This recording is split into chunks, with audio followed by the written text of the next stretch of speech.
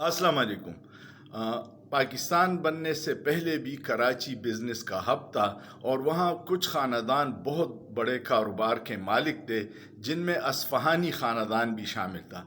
असफ़हानी ख़ानदान ने पाकिस्तान बनने के बाद वाशिंगटन में एक इमारत पाकिस्तान को तोहफ़ा दिया था और पाकिस्तान ने वहाँ पे अपना सफारत खाना बनाया था।